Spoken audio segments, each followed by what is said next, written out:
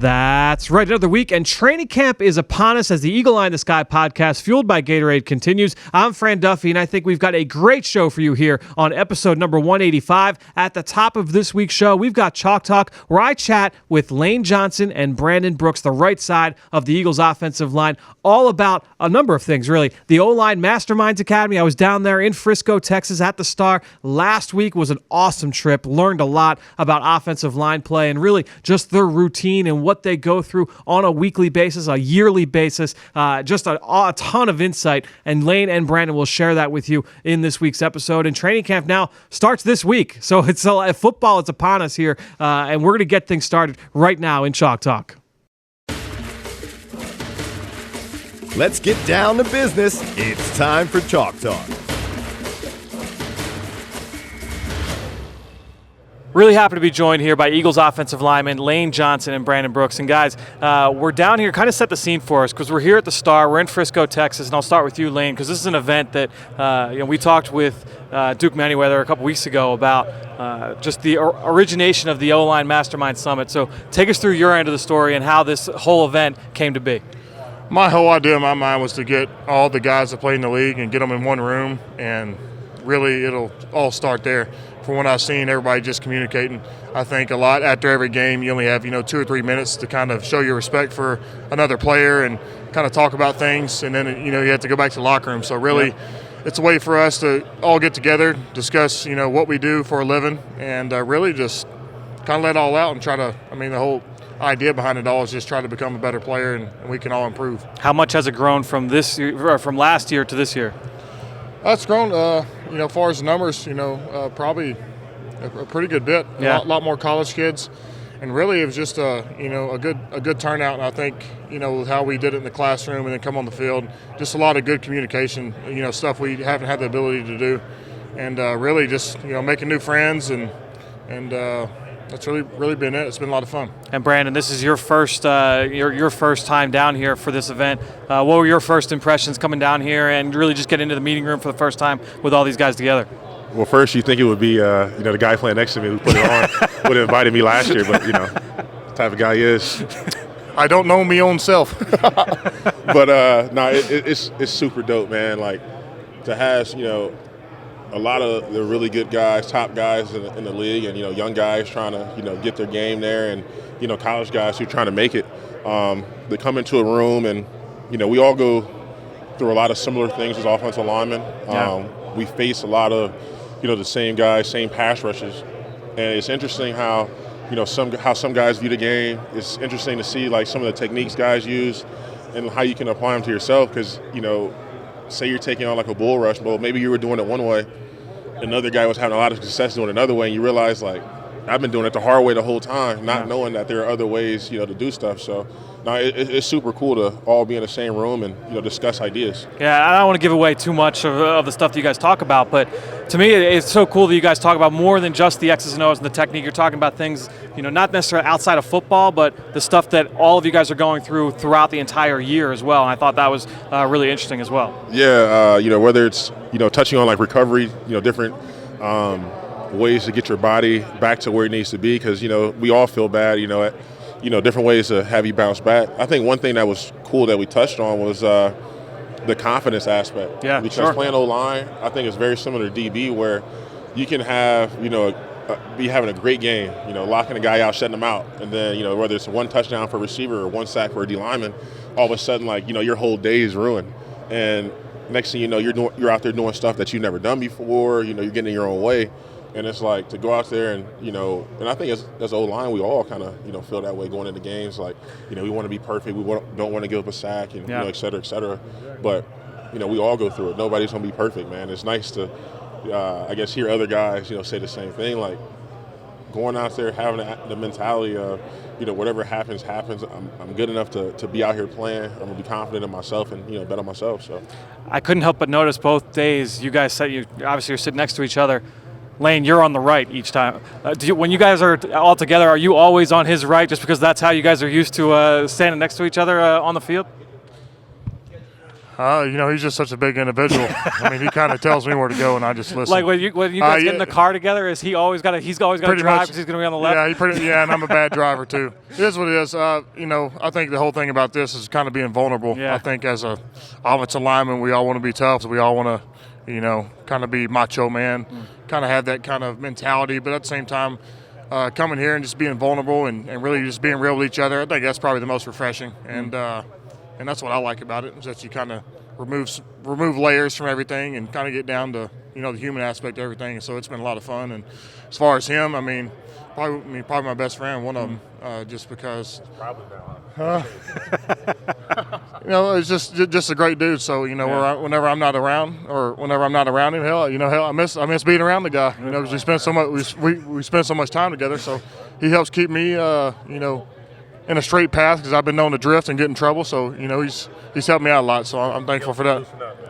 Well, I'm glad we started talking about the two of you together, because I wanted to ask you about some of the things that you guys do together at such a high level. Well, first, we'll talk about something that Coach Stallet, whenever we have him in studio, he's always talking about smashing stacks. And you guys smash stacks when we're talking about double teams in the run game better than anybody in the league together.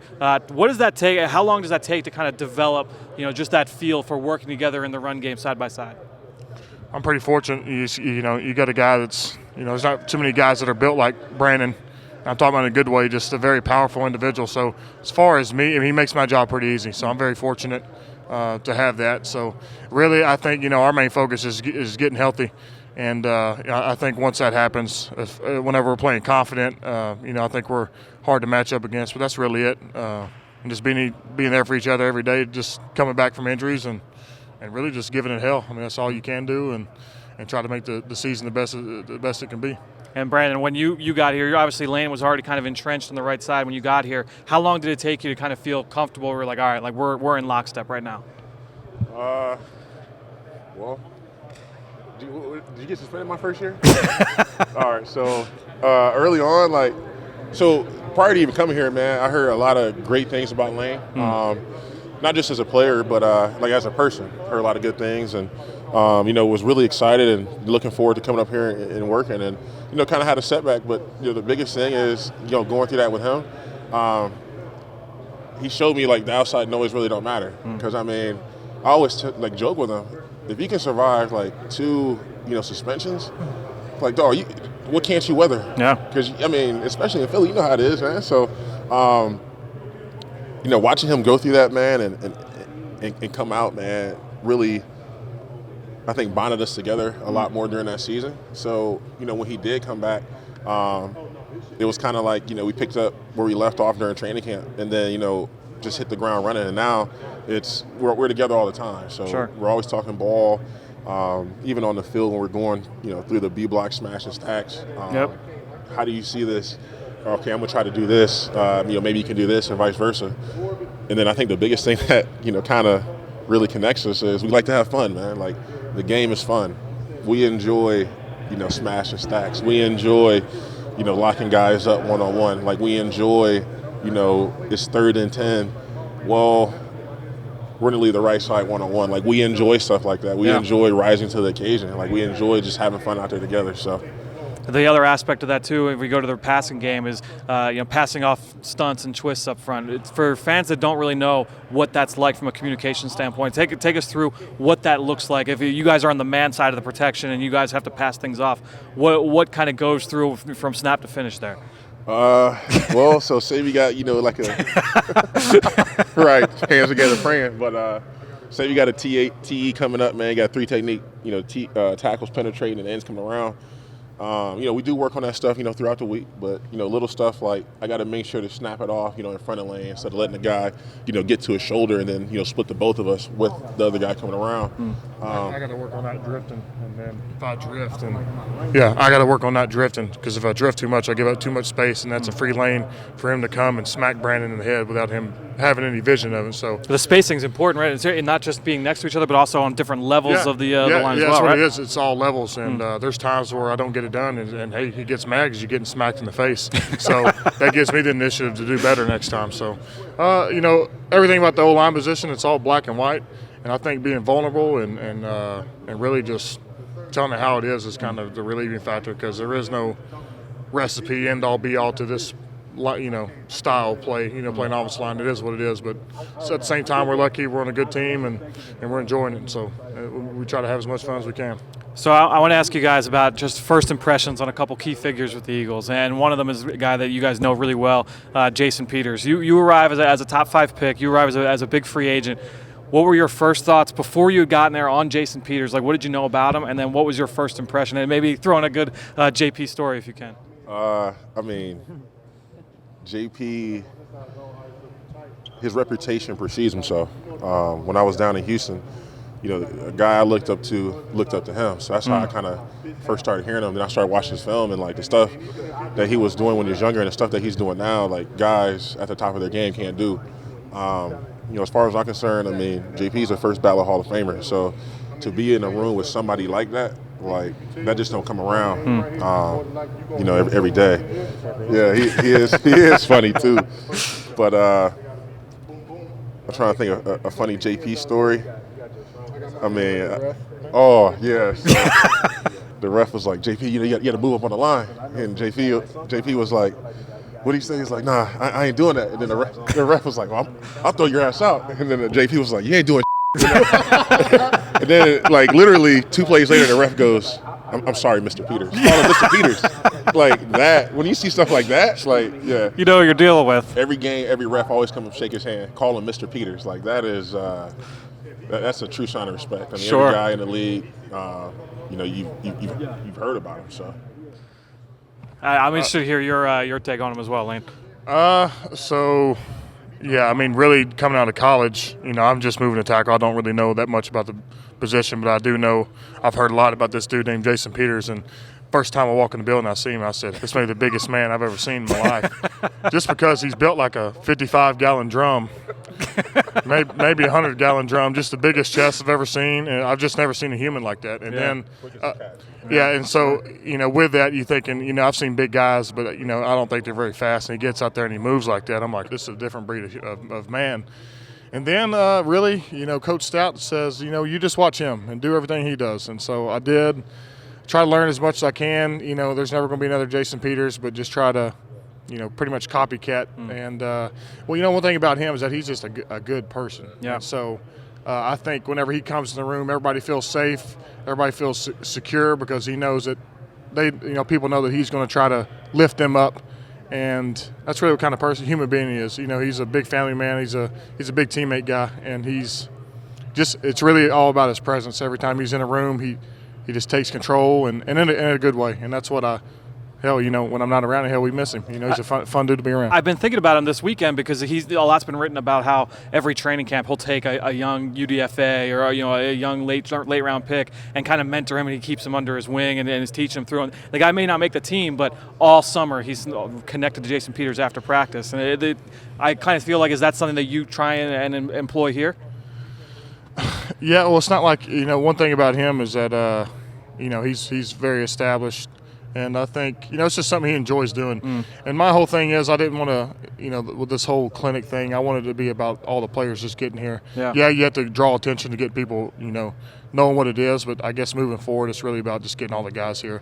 And moving forward, I want to get, legends like the Jason Peters, the Joe Thomases, the Orlando Pace. That's kind of my goal. And I just want, for the younger generation, kind of the stories we heard about Jason Peters, we want to let these guys hear from them. So as they start their journey, they can, kind of have some insight on that. And that's really, really it. All right, first impressions on and just overall thoughts on Doug Pederson and what you knew about him coming in, and then what your first impressions were, and then where you stand with him now. One thing about Doug is he always just keeps it real. You know where you're at. No doubt. And, really football, I think we complicate a lot of things. And so, we go, our main message is we try to eliminate distractions when we work our tail off. And usually when you do that, a lot of good things happen. And whenever adversity does hit, he's always pretty calm. And so he just always keeps, the main thing, so to speak. And that's what gives us, it's a good feeling every day you walk in the building. And, I feel lucky. Now, Brandon, I know you obviously you were one of the first big free agent signings with Doug. What were your thoughts when you got to meet him and really spending the last couple of years with him as well? So for me, Doug reminds me of a young Kubiak. Okay. similar careers. Sure. Backup quarterbacks, won championships behind, Hall of Fame quarterbacks, became quarterback coaches, OCs, and then became a head coach. And I think now you're seeing just how, creative Kuz was calling plays, how much success he had. I think you're seeing that with Doug as well. One thing that sticks out, to me with Doug, like as a person, is he always tells us to let our personalities show. Basically saying, be who you are, like, whatever that is. Some guys get up different ways, and some guys, whatever, do that. I think a lot of times, teams, organizations, want guys to be a certain way and do things, a certain way. It may not work for them. I think that goes like really far with me, to be honest. But yeah, Doug, great guy. Always, upbeat, always smiling, always, having fun. But don't get it twisted. He will chew some ass now, if he has to. And I think that's what makes him a great head coach. And we're gonna let you guys go after this question. Doug's training camps have always they're kind of billed as being tough and hard. We're getting ready to go into camp here soon. What are your thoughts now as we kind of leave this event and kind of get your eyes forward? Obviously, you've got a couple weeks of rest here before camp. What's training camp like under Doug? For fans that don't know, maybe don't have an idea. You would think like, Doug being a coach or Doug being a former player, former quarterback, camp might be, cake or something. Camp is no joke. A lot of padded practice, a lot of, 9-on-7s team runs, a lot of physical periods, long practices. But, with all that being said, I think he does a great job of listening to the team. Obviously we're going to, give our all for him, follow him to the ends of the earth. But, when it's time to back off, he backs off as well. So, yeah, it's going to be tough. It's going to be physical. It's going to be long days. Guys are going to be tired. But at the end of the day, we know, all the work's going to pay off. Yeah, really just with training camp, it's just no use in complaining because, you have a job to do. That's really what it is. As much as you want to get around it and try to, get out of these, try to finagle out of these practices, you're not feeling good. I mean, that's the thing with football is that we're all feeling the same thing, and that's what bonds us. But, yeah, I mean, there's practice. Yeah, it's going to be physical. I mean, that's football. Football, especially in the O-line, it's always physical. So we know what it is, but at the same time, don't make it more than what it is too. So that's really it. And then, the preseason, getting all that done, it's really trying to get your body feeling good and get ready for week one. And then, you know how the season is. It's long. It's one day at a time, type mentality. So that's really where we're at. After 2017, did it change your perspective on the off season and everything that leads into it, or did it kind of stay exactly where you kind of felt it was before? Well, it was just, the town was in a position it's never been in. Philly's never won a Super Bowl, so it was really just all of us, kind of adjusting that. And, one thing I was proud of is, how we responded with all these injuries. Yeah. We started off, terrible. A lot of stuff was going bad. People were getting injured. A lot of stuff in the media. And really, we found a way to kind of overcome that and got in the playoffs, won a game. We're close there in the Saints. And really, I think it's just a testament of our guys that we have, guys that just really battle their asses off. Exactly. It is what it is. Sure. And that's what I like about our group, coaches and staff, everybody. That's what I like about it. Well, Lane, Brandon, we really appreciate the time here on the Eagle Eye in the Sky podcast. Best of luck over the next couple weeks. Get some rest, and we'll see you back in Philly here in a couple weeks. Well, great stuff there from both Lane and Brandon. You can follow them on Twitter just like I do, at LaneJohnson65 and at @BBrooks_79. And while you're at it, I'm at FDuffy3. That's where I post all the podcasts I'm a part of and all of the X's and O's content that we produce here at PhiladelphiaEagles.com. And that's a great way to support the show. You can go on social media and retweet and like and engage, and I love that. But the number one way is to go onto Apple Podcasts or Stitcher, wherever you listen, leave a rating, leave a comment. That helps drive us up the rankings. Football is here. Like we said, this is the time now where people are looking for this kind of content. So just give me a little bit of a boost here. Go on, leave a rating, leave us a comment, and drive us up the rankings. And I want to give some love to some people who have done just that over the last couple of weeks. First up, Richard loved the podcast a few weeks ago with Josh Gaddis, the University of Michigan offensive coordinator. We talked all about wide receiver play. It's an evergreen show, as we call it, in the business. So you can go back and listen to that at any point. Go check that out, that conversation with Coach Gaddis. But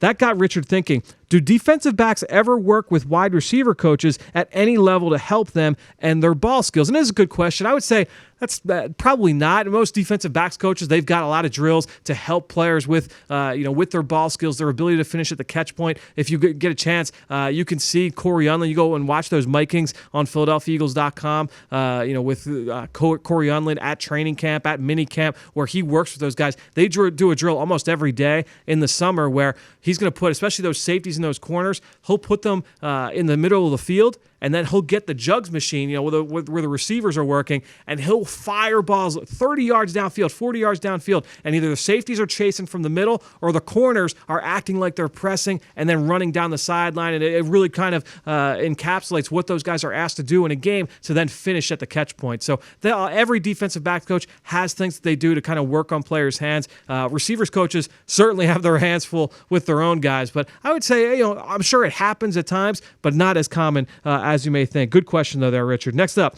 MJ Smith 91 left a question and a comment as well after listening to the Josh Gaddis episode as well. So another listener who liked that Josh Gaddis show. Deshaun Jackson and Randy Moss are two of the top deep ball threats in the league, but have totally different approaches. And he's talking about, obviously, in league history. Moss went over the top, while Deshaun seemed to use his leverage and subtle movements to catch the football. I'd love to hear your take on the similarities and differences between these two players. And, MJ, I think you kind of nailed it. And really, with both guys, they really kind of leveraged their strengths and their skill set, right? Deshaun is a smaller guy. He's not going to be that contested catch weapon. He's not going to go up and out-muscle a 6'1" corner for the football more often than not. Is he going to battle? Is he going to compete? Of course, but that's not his strength. He's not going to be a pure jump ball guy. That being said, he can use his body and he can use his elite ball tracking ability in the deep part of the field, at the third level of the field. Remember, that was what Coach Gaddis said. Deshaun was elite, one of the best in the NFL, period, or in recent memory, at doing just that. So he's got that ball tracking ability, and with his speed, he's able to use that and win in the small game, right? Our friend Josh Norris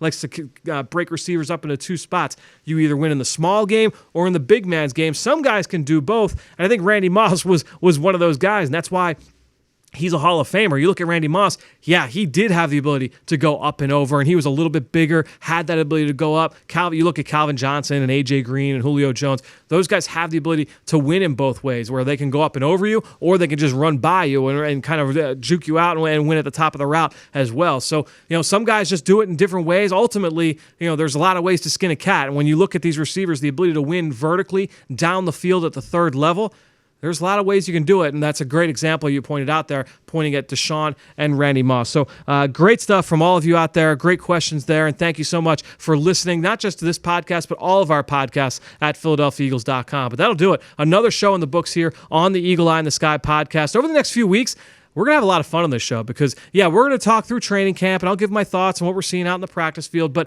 we're also going to have a number of guests over the next 3 weeks where we're going to break down all of the Eagles' division rivals, all three teams in the NFC East. How are they doing this summer? How are they looking this summer? But also, how are they going to match up against the Eagles this fall? Remember, 6 games compile the NFC East schedule with what the Eagles are going to face this year. So 6 out of their 16 games are going to come from the NFC East.